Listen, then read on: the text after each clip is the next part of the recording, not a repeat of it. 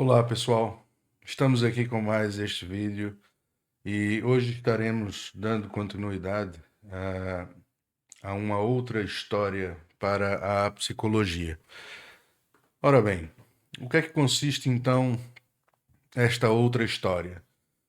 Retomando um bocadinho, nós vimos que a psicologia ela surge a partir da apropriação de uma experiência que vai constituindo-se desde a derrocada do que poderíamos falar que é a Idade Média, com um sistema feudal, e nesta transição vai ali surgindo, no decorrer dos séculos, não é? Uma experiência muito clara de uma subjetividade privatizada. É importante nós assinalarmos bem o que é esta experiência, não é? Ora, chamamos de uma subjetividade privatizada porque é uma nova interioridade que o ser humano vai ali constituindo neste período histórico. Esta interioridade ela não tem mais como referência a transcendência da alma. É, a religião ela vai perdendo este lugar de excelência em explicar o que seria esta interioridade. E esta experiência ela vai constituindo então este interior humano a partir das próprias experiências do corpo, nas relações de trocas mercantis, na liberalização, não é? Na liberdade que agora os seres humanos têm na própria experimentação das vivências desse corpo, e também ali com a valorização crescente, né? Um humanismo, o ser humano agora como centro deste universo da modernidade. Então, este ser humano ele vai constituindo esta interioridade de forma cada vez mais alocada ali internamente ao seu próprio corpo. Ou seja, o corpo ele sofre um processo de individualização, as pessoas vão se adequando a isto, e esse processo de individualização ele acaba por ser um processo paradoxal, ou seja, nesta própria cultura, com a constituição de uma história dialética, não é ali cada vez mais implementada e arraigada na cultura moderna, este indivíduo ele passa a experienciar então a realidade a partir de uma dicotomia. A dicotomia objetiva do seu corpo enquanto indivíduo e a experiência subjetiva enquanto sujeito, não é? Esta experiência, então, desta subjetividade, ela é denominada privatizada porque este indivíduo cada vez mais passa a ser responsável sobre si mesmo. As leis vão sendo ali também constituídas e o ápice seria a constituição do próprio Estado moderno, principalmente ali após a Revolução Francesa. Neste caso, o indivíduo, então, ele passa a ser totalmente responsável sobre os seus comportamentos, sobre a sua vida e sobre a constituição desta própria interioridade. Esta interioridade, além de individualizada, ela passa a ser subjetivada de um modo muito específico que é característico da modernidade. Então, surge intrinsecamente, não é, a esta privatização um mal-estar. Este mal-estar é devido a este deslocamento em que não há mais transcendência, não é? Não há mais a alma como ali a base de explicação para o que nos constitui em essência. Ora, então, esta privatização, este espaço interno, ele tem que ser de certa forma, também explicado pelos mesmos parâmetros ali do que vai se desenvolvendo como o conhecimento dito científico, não é? Então, pessoal, ora, a psicologia se apropria desta crise, deste espaço, e constitui nesse espaço o espaço por excelência que seria dos seus saberes, não é? Da sua ética, o espaço que vai ali, digamos, inventar, entre aspas, o que chamamos de psicológico. Essa invenção deste espaço psicológico é justamente depois o que vai se constituir como o próprio campo da psicologia científica. Quando a psicologia ela dispersa esses saberes, nós estamos falando primariamente dos principais fundamentos epistemológicos que a psicologia vai utilizar-se para explicar este espaço.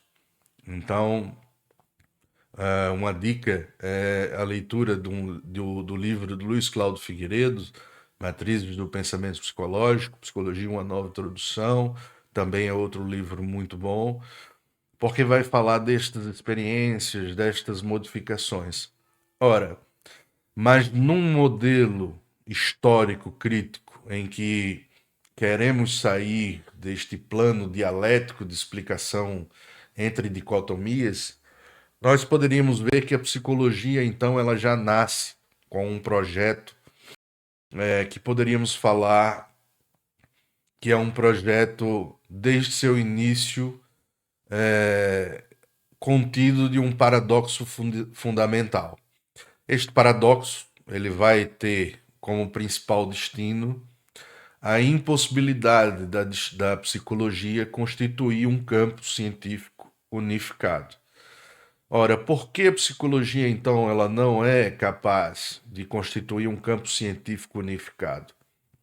Primariamente, seriam pelos limites epistemológicos, pelos limites dos conhecimentos que a constituem, para conciliar o que seriam esta objetividade do indivíduo e esta subjetividade do sujeito, não é?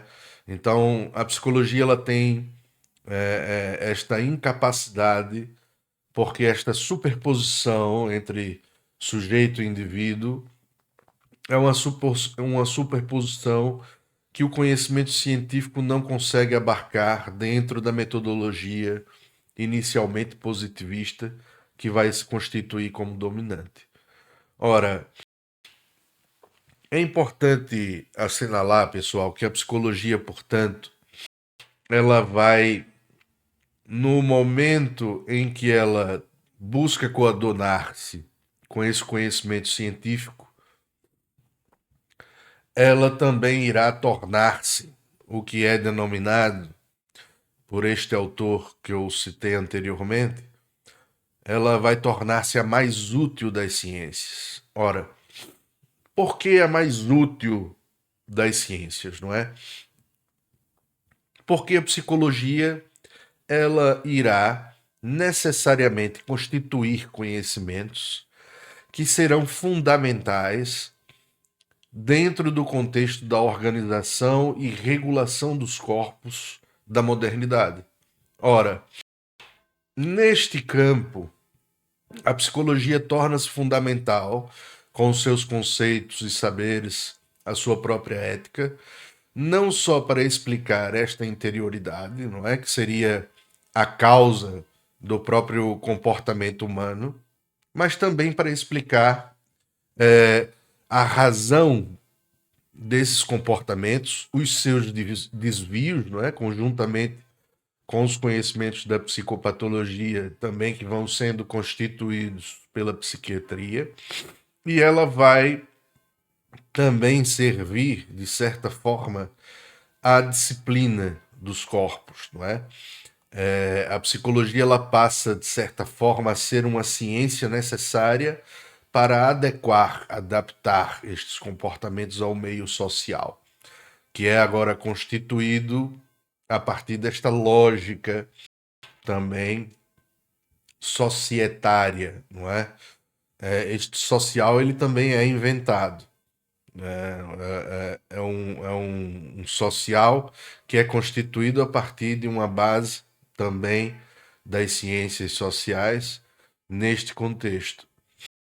Ora, a psicologia, então, ela vai servir a esta disciplina primariamente porque os seus conhecimentos serão fundamentais, não é?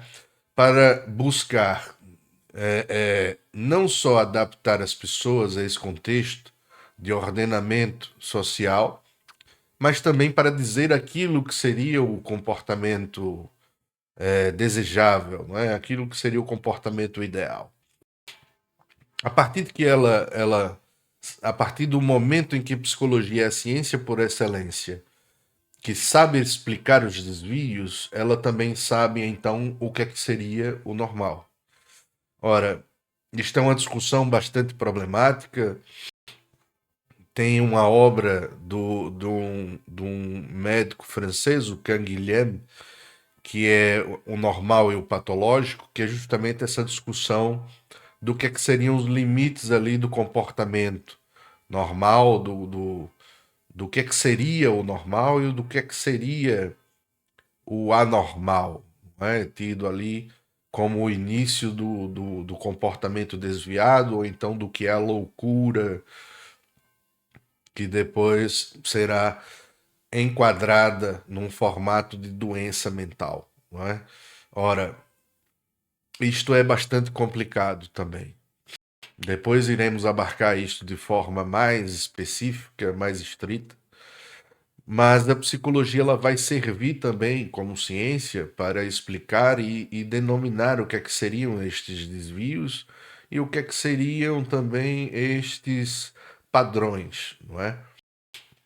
Os testes psicológicos são um exemplo fundamental, porque estabelece ali parâmetros inicialmente na constituição dessas ferramentas, estabelecem ali parâmetros do que seria esperado do indivíduo em termos de tanto normalidade de cognição, normalidade de desenvolvimento, normalidade de comportamento. Então, a psicologia vai se infiltrando à medida que vai se desenvolvendo como campo científico no meio social e depois ela passa também a constituir-se como campo profissional específico.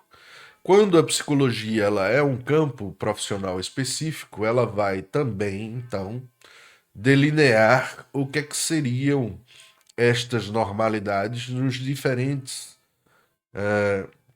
lugares, não é? Nos diferentes locos em que a psicologia se insere neste meio social.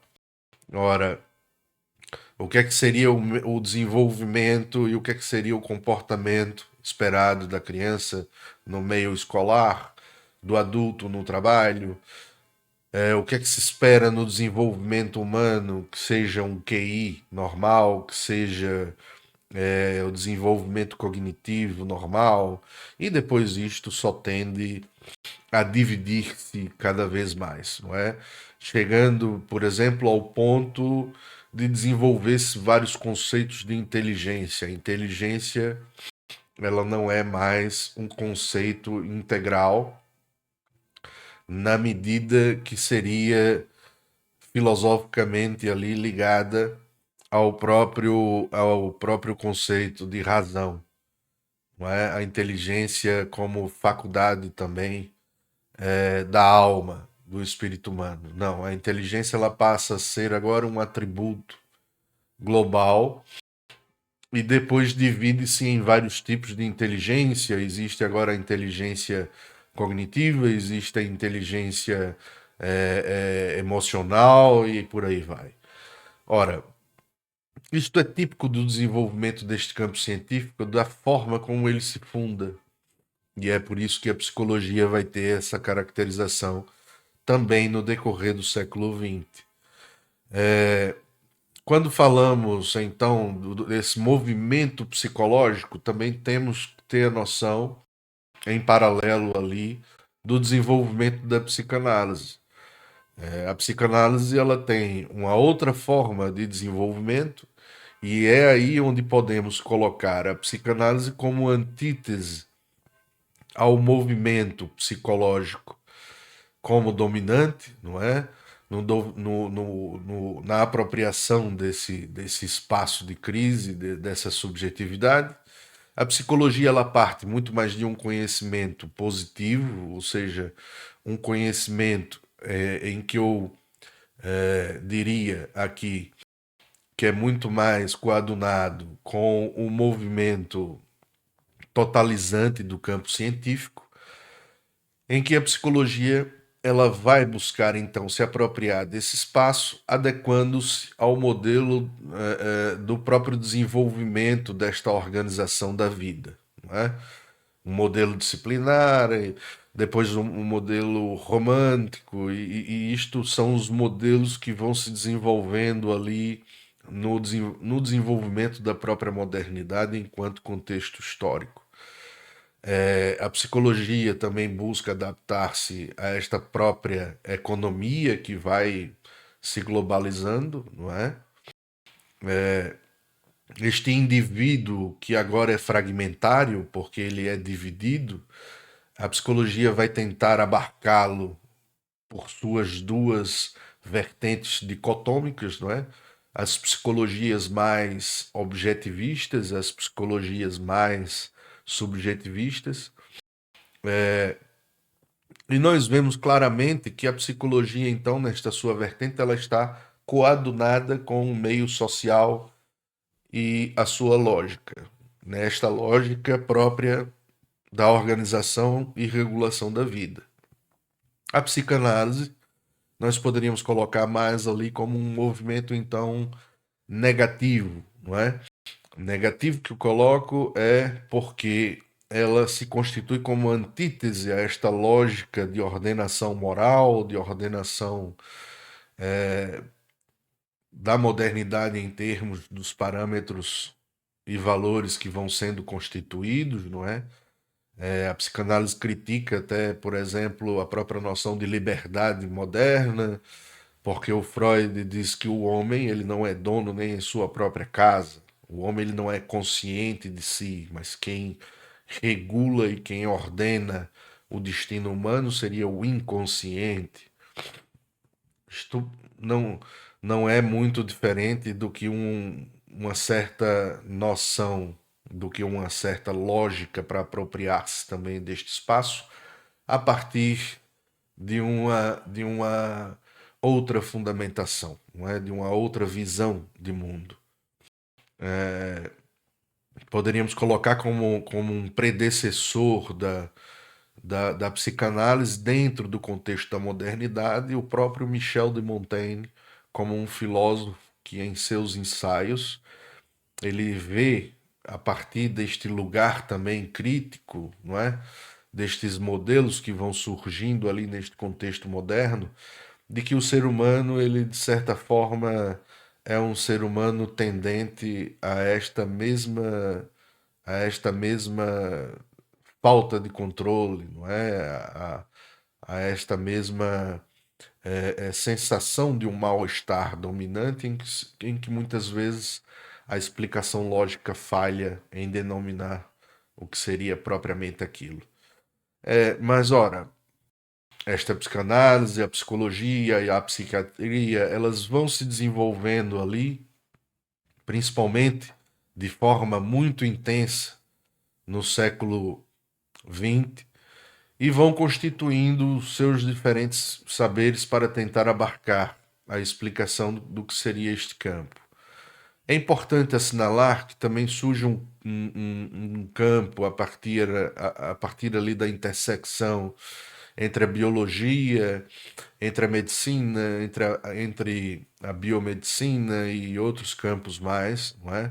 A química também, que é o campo da neurociência. Então, é uma outra revolução que ocorre, mas dentro do mesmo paradigma, dentro do mesmo contexto, que seria ali o conhecimento cada vez mais aprofundado da realidade do cérebro, não é? Como o cérebro funciona, Descobre-se, por exemplo, que o funcionamento do cérebro primariamente é a constituição de uma rede neuronal. E isto é importantíssimo, por exemplo, para depois fazermos a ponte com a discussão sobre inteligência artificial também. A inteligência artificial se utiliza muito destes conceitos para constituir o seu campo de estudos e também a própria constituição do que seria inteligência artificial, não é? Eu, por exemplo, acredito que o termo mais adequado seria cognição artificial devido a isto. Mas depois aprofundaremos também esta questão.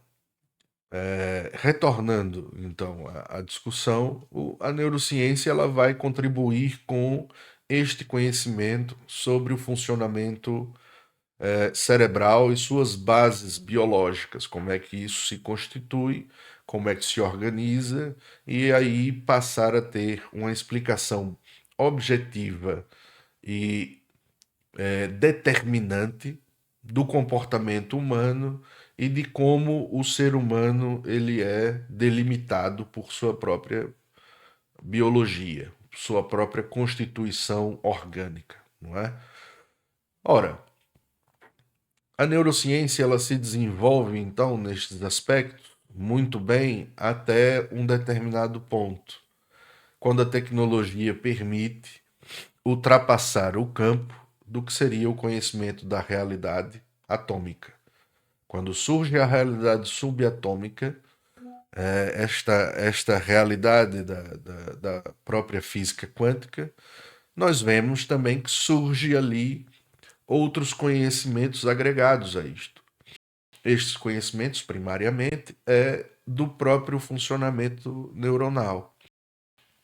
Ora, nós vemos que o cérebro ele é um órgão de um funcionamento bastante complexo, mas ele não é um órgão restrito ao funcionamento puramente orgânico, ou seja, ele não é um órgão puramente psicofisiológico, neuroquímico.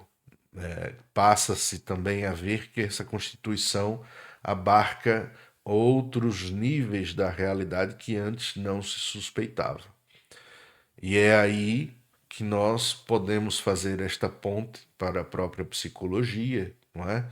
Porque começa-se então a rever-se e também a necessidade de se mudar a perspectiva sobre o que é a própria consciência humana. A consciência humana, então, não é apenas um agregado, não é apenas uma grande integração do que seria a própria cognição e as faculdades humanas em termos da sensorialidade do corpo e em termos da nossa capacidade lógica de reconhecimento. A consciência também não seria apenas a noção filosófica, por muitas vezes subjetivista, de um entendimento da realidade, de uma faculdade puramente espiritual, puramente ligada à alma, em termos de que a consciência é o ser que conhece, não é somente isto. A consciência é o ser que conhece, sim, mas é este ser integralizado nesta mesma realidade material que também a neurociência explica. Então, como é que se faz esta integralização? O que é que há neste entremeio que a ciência positivista, a metodologia científica tradicional nunca conseguiu superpor, nunca conseguiu necessariamente ali conciliar estes conhecimentos. É isto que a física quântica contribui, não é? E é isto que outros campos científicos também, ao adequar-se, vão buscar contribuir.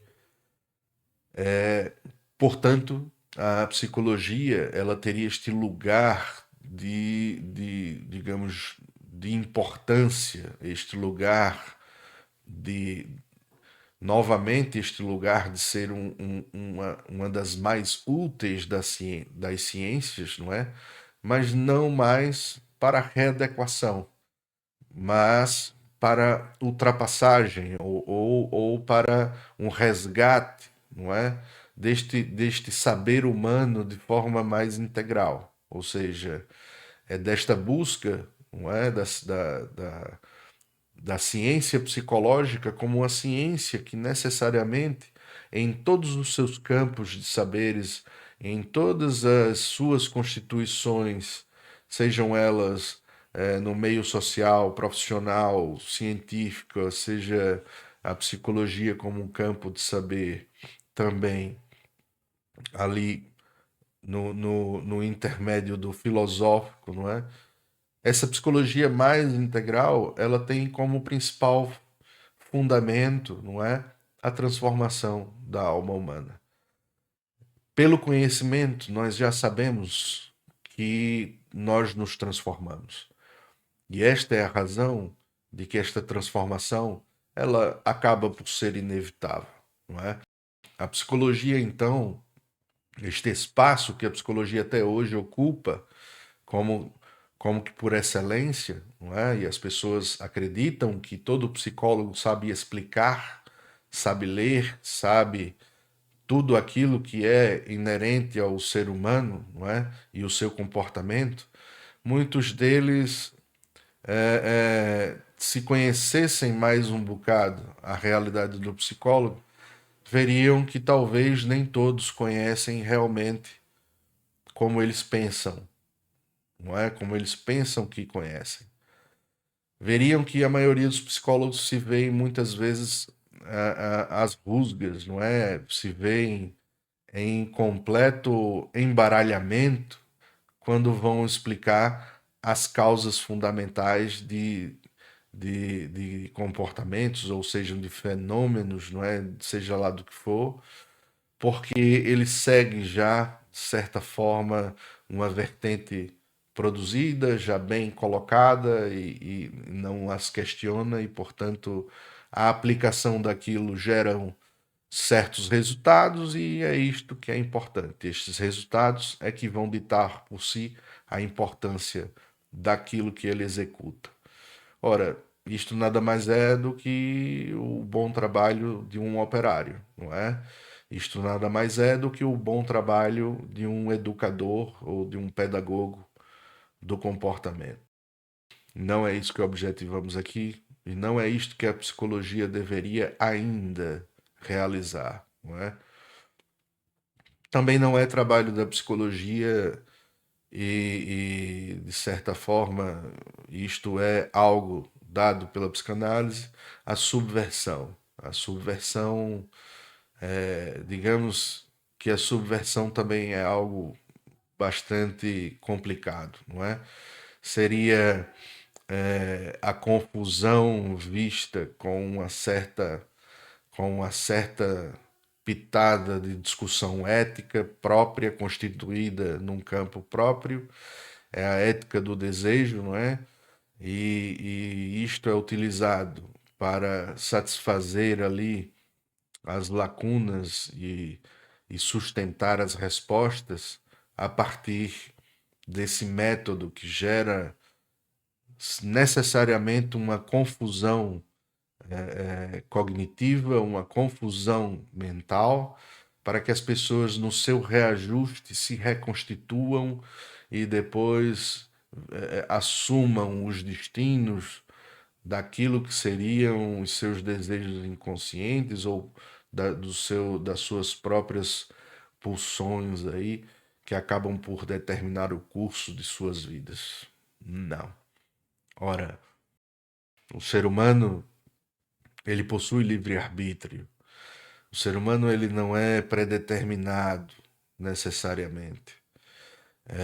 Muitas vezes nós temos que compreender o que há por trás do nosso próprio livre-arbítrio. A constituição da realidade também é algo importante para que nós possamos até discutir o que é necessariamente a escolha humana dentro desta própria realidade.